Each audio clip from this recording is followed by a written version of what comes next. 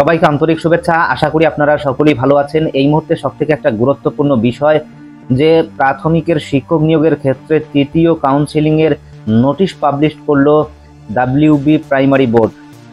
অবশ্যই আমরা সেই বিষয়টা দেখব এবং কবে থেকে এই প্রাথমিকের তৃতীয় কাউন্সেলিং শুরু হবে। আমরা যতটুকু নোটিশে দেখতে পেলাম আগামী 21 তারিখ থেকে 22 তারিখের মধ্যে যে সেন্ট্রাল অফিস রয়েছে সেখানেই কিন্তু যে সমস্ত প্রার্থী সিলেক্ট হয়েছেন সেই সমস্ত প্রার্থীদের যেতে হবে এবং কি কি ডকুমেন্টস লাগবে সেই বিষয়টা অবশ্যই আমি বিস্তারিত বলার চেষ্টা করছি।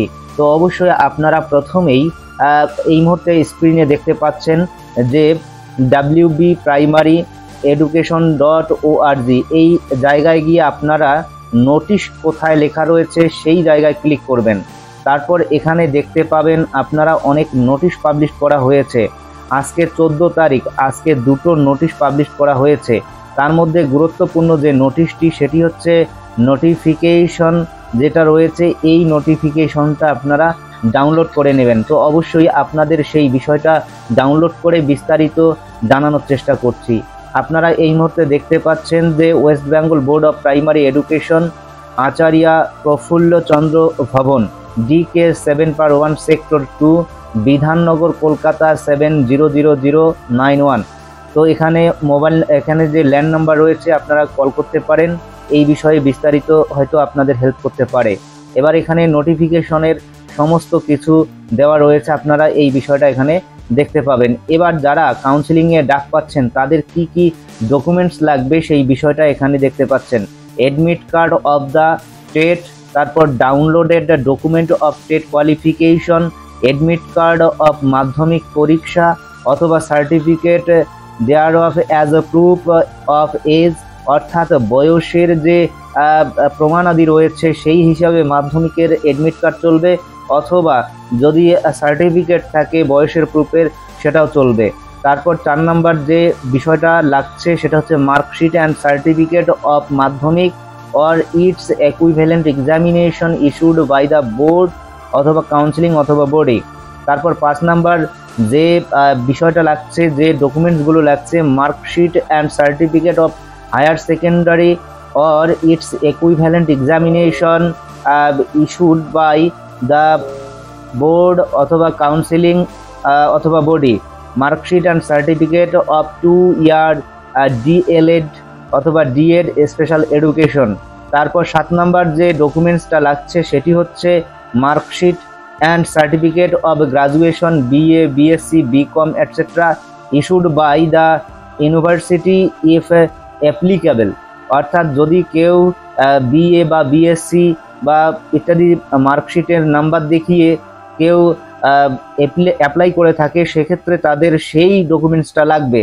তারপর এখানে যে সার্টিফিকেটের কথা বলা হয়েছে 8 নাম্বার কাস্ট সার্টিফিকেট, যারা SC, ST, OBC দিয়ে অ্যাপ্লাই করেছিলেন সেই কাস্ট সার্টিফিকেট কিন্তু নিয়ে যেতে হবে। এবং তারপর 9 নাম্বার যেটা রয়েছে PH certificate as per government rules where applicable, যদি কেউ PH সার্টিফিকেট শো করিয়ে পরীক্ষায় বসে থাকেন তাহলে অবশ্যই আপনাদের PH সার্টিফিকেট লাগবে। তারপর 10 নম্বর যে ডকুমেন্টস লাগছে সেটা হচ্ছে ভোটার কার্ড অথবা আধার কার্ড। আপনাদের পরিচয়পত্র হিসাবে ভোটার কার্ড অথবা আধার কার্ড সেখানে লাগবেই।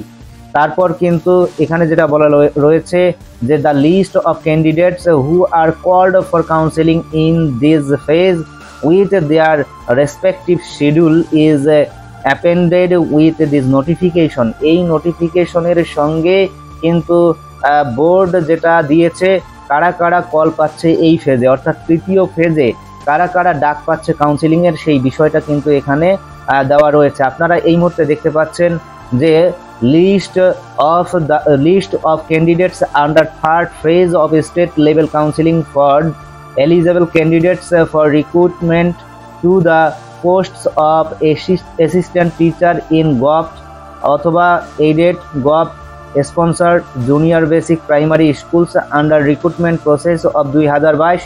তো এই বিষয়গুলো এখানে কিন্তু দেখতে পাচ্ছেন। আর এখানে সবথেকে যেটা বলা রয়েছে খুবই গুরুত্বপূর্ণ যে কবে থেকে এর কাউন্সিলিং শুরু হবে। আপনারা এখানে দেখতে পাচ্ছেন 21 তারিখের কথা বলা রয়েছে এবং 22 তারিখেরও কথা বলা রয়েছে। তো এখানে বিশেষ করে 21 তারিখে দেওয়া রয়েছে, আপনারা যাদের যাদের যে ডেট পড়বে সেই ডেট অনুযায়ী কিন্তু যাবেন। তো এখানে দেওয়া রয়েছে ডেটগুলো, আপনারা এই জায়গায় এই কলামে দেখতে পাবেন যে কাদের কাদের ডেট কখন কাউন্সিলিংয়ের এবং টাইমটা কখন, এই কলামে দেখতে পাবেন। সুতরাং এখানে দেখতে পাচ্ছেন কি কি মিডিয়াম রয়েছে এবং ক্যাটাগরি রয়েছে। এছাড়া এখানে রেজিস্ট্রেশন নাম্বার রয়েছে, টেট রোল নাম্বার রয়েছে, ক্যান্ডিডেট নেম রয়েছে, এইখানে জেন্ডার রয়েছে, কাস্ট রয়েছে, তারপর ডিফারেন্টলি অ্যাবিলড ইয়েস অর নো, অর্থাৎ যদি কেউ পিএইচ থেকে থাকে তাহলে সেখানে ইয়েস হবে, আর পিএইচ না থাকলে হবে না। তো অবশ্যই এই বিষয় নিয়ে আপনাদের পুরোপুরি দেখানোর চেষ্টা করব।